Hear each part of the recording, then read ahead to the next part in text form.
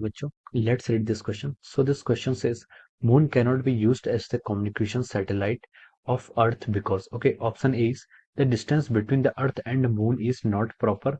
Option B is the period of revolution of the moon is 27.3 days. Option C is the moon is not revolving in the equatorial plane of the earth.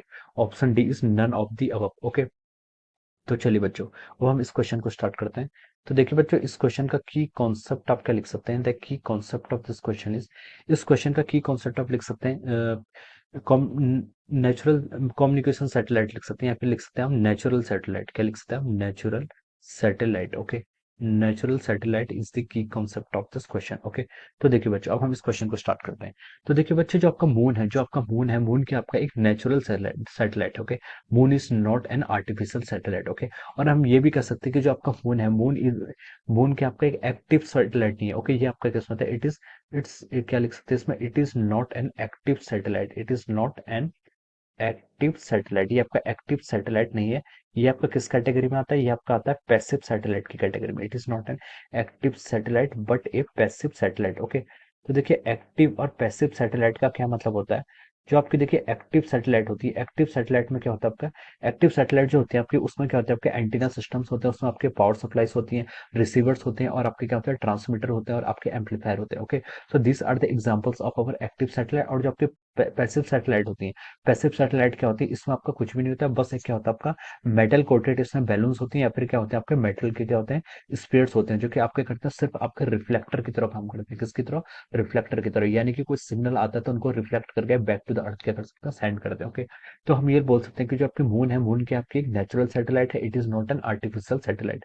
अब हमें यहाँ पर reason दिया गया। Okay, तो देखिए बच्चों, जो आपके डिस्टेंस है, distance between the earth and moon is not proper. Okay, अब देखिए यहाँ पर जो आपकी डिस्टेंस है, क्या लिख सकते हैं यहाँ पर? देखिए, distance between moon and earth. Okay, distance between moon and earth is not proper. Okay, earth is not proper. Okay, एक रीजन आप ये लिख सकते हैं। ओके, ये आपका distance between earth and moon is not proper.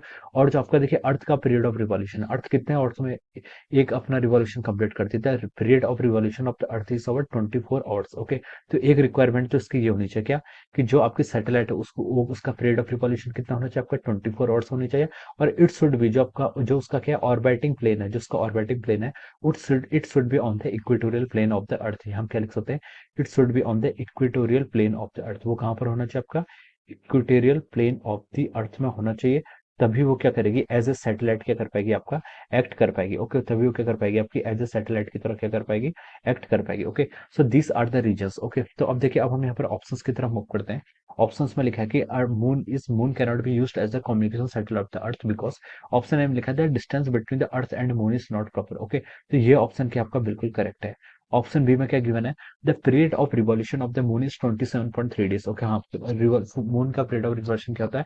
Around 27 days के around होता है। तो ये ऑप्शन भी क्या आपका बिल्कुल करेक्ट है। ये भी एक रीजन है जिसके कारण हम इसको यूज नहीं करते हैं।